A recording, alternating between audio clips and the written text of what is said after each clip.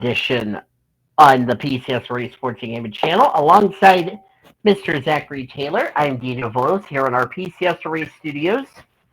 We can't wait to discuss about what in the world happened from the 6 hours of Imola, but we have a great show for you tonight here on this Tuesday night. So, Mr. Taylor, how about that Imola race? That was really exciting. Oh, yeah, that was definitely really interesting. All right, so let's talk about the Imola race weekend. Toyo Gazoo Racing got the winners. Oh, Porsche Penske Motorsports, which is Porsche Penske Motorsports, got second and third. The Ferrari AF Corsa, that would be Miguel Molina and company, got fourth. Sebastian Buemi, Rio Akawawa, and Brendan Hartley got fifth. Sixth for Robert Fringe, Rene Rast, and Sheldon Vanderlyn. Seventh was Antonio Giovinazzi and company. And let's see here. Finishing eighth was Robert Kubica, Robert Schwartzman in the sister AF Corsa. Ninth was Peugeot, which is Mikael Jensen, Nico Mueller, and Jean-Eric Verne. And completing the top 10 was Cadillac Racing of Alex Lynn and Earl Bamber. We had BMW M Team WRT got disqualified for a violation that happened. And also, Sebastian Bourdais was also disqualified from the last race in Qatar, as well as Earl Bamber, Alex Lynn, and then Peugeot disqualified for a fraction that happened in that race, which Andre Lauder and company lead the Drivers' Championship for the Hypercar group. For the LMGT3s, Augusto Faris, Darren Long, and Sean Galeo took home the win. Valentino Rossi and his two teammates got second. Third was Kellis Bachelor for Matheny Pure Racing. They got third. Fourth was Simon Man Alessandro Rivera. They ended up getting fourth in that race. Rounding out your top five was Heart of Racing Team of Ian James, Alex Ribieras of Spain, and Daniel Mencinelli. Finishing sixth was United Autosports, led by Marino Sato and his two teammates. They finished sixth. TF Sports got seventh and eighth, with Charlie Eastwood leading that brigade home, and falling not too far behind is Daniel June Sequeira and his two teammates.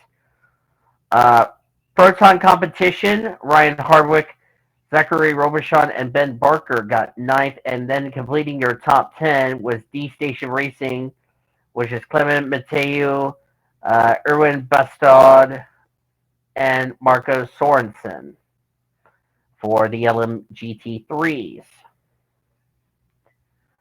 And I believe that was it for those races. Everybody, only two cars from one of the teams failed to finish. Iron Dams failed to finish that race. Sarah Boyd, Durrani Pinn, Michelle Gadding failed to finish the race. Dennis Olson, Giorgio Rhoda, and Mikael O. Peterson also failed to finish the race after their issues. And yeah, so Taylor, what were your thoughts on the 6 hours of Imola? well, definitely there was a lot of craziness over there with some people getting disqualified and all that. But racing was pretty interesting, and it was a definitely wild and crazy event over there in Imola. Yep, that was at the Autodromo Internazionale Enzo Dino Ferrari. That was the name of the circuit. Of course, that's home of the Emilia Romagna Grand Prix, which we will have a much more discussion on that in a couple of weeks for F1. Um, so, well, let's rate the weekend, Mr. Taylor. From 1 to 10, what would you rate it? I am gonna give it a 8. I'm going to agree with you. I'm going to say 8.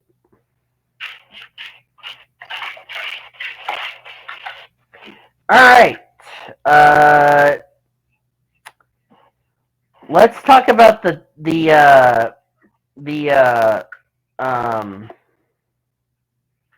let me see if I have the uh,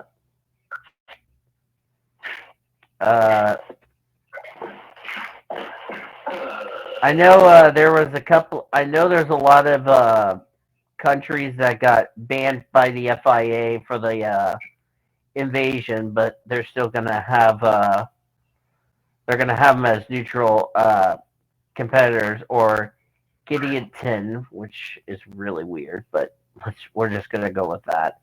Um, I don't think we had any news other than those disqualifications. So, more serious matter. Kent, do you see Porsche and Toyota being the favorites uh, in the championship battle? And what's going on with Peugeot?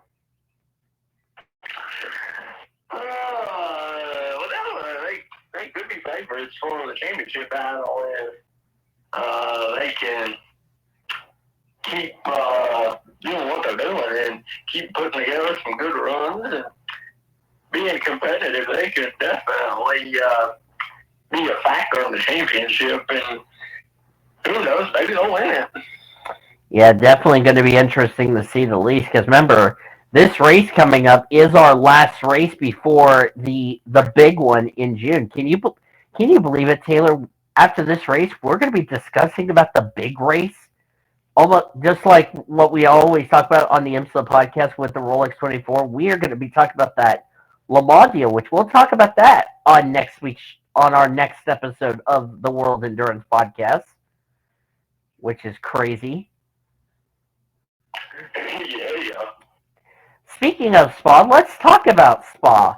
Now, Spa is really a fun road course, and of course, it's also home to the 24 hours of Spa, but these drivers are doing a 6-hour race.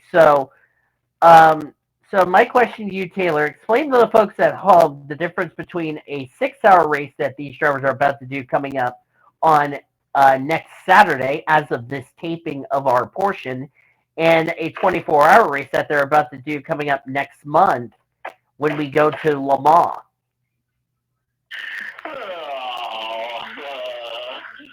As best as you can. I won't yell at you if you mess up, okay? Okay, I'll see fine little monkey jumping on the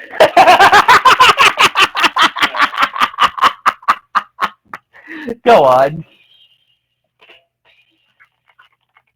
In all seriousness. But yeah, well, all seriousness here. But definitely, this, will you drop that? Well, will you drop that?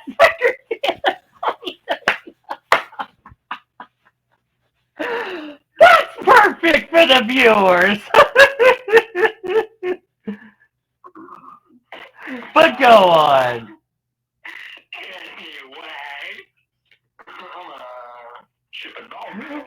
I tell you what, if you're watching this on YouTube, this is going to be a funny moment of the year of the World Endurance Podcast. But go on. Go ahead. Interruptions on the dog over here. But yeah, so one of the big differences is this is definitely a way shorter race. And, so definitely, this is going to definitely add a little more pressure to these teams of this being a shorter race to go out there and perform better because they're not going to have 24 hours to try to get ahead of their class and everything else. So definitely this puts the pressure on the teams to go out there and perform in a shorter span of time. And they better hope they got the right setup and everything. And if they don't, they better hope they can figure it out quickly. Well, the other thing is that they don't go from like day to night to day. They just only run like one event in the day. It's not like a 2 day deal that we're going to see coming up in the 24 hours of Le Mans next month. But to your point about it, it's really a very challenge. 6 hours is not no easy walk in the park, and it's really going to be interesting to see how that will play out during the course of the race. Whereas versus the 24 hours, you're going to have like what 10, 11 pit stops or something like that. Whereas these cars are probably going to be like about half of that. So that's something we're going to have to keep our eye on during the course of that race weekend at Spa. Oh yeah. With that in mind, Taylor, what is your key going into Spa now that we're talking about Spa? Because weather could be a thing. We don't know if it's going to spice things up or if it's going to be one of those races that we're used to seeing. Oh yeah, definitely. We could definitely see some weather come into play over there. So you just never really know what's going to happen there. But I think the key for the teams is going to be their strategies because with this being a 6-hour race, they're going to have a little bit of time to try to figure some things out, but they're going to have to hope they can figure things out and hope they don't have mechanical issues or anything like that. So, and see, you bring up another good point is that, in a 24-hour race, if you have a mechanical issue, you can try to get back out there because, even though you're going to lose laps, you're still going to try to make it to hour 24. And, versus like a 6-hour race, if you have a mechanical problem and it's terminal, your day is done just like that. So, you bring up a very good point about the differences as far as mechanical is concerned. I think for my key of the race, and I think, to touch up on your point, is that, you got to stay out of trouble. And also, the other thing is qualifying is a very, very important, for all of these races, like Qatar, Imola, and also, I think any track we go to on the calendar. Because, think about this. Le Mans, you're there for like, what, 2, 3 weeks getting ready for the big race? And it's one of the most iconic events besides the Rolex 24, besides the 12 hours of Sebring, besides the 6 hours of the Glen, besides the Petit Le Mans, besides Coda, you name it, and besides Bahrain. So, to your point, it's really key for all of these 8 races that we have. Oh yeah. So, and by the way, the 24 Hours of Le Mans, it will be the 92nd annual event in France. So that will be something we're definitely looking forward to. So my key is you got to qualify really well because if you don't, your day is going to be very long, if you ask me. So, really important so far. So, yeah. Any other keys you want to add on to what you also mentioned?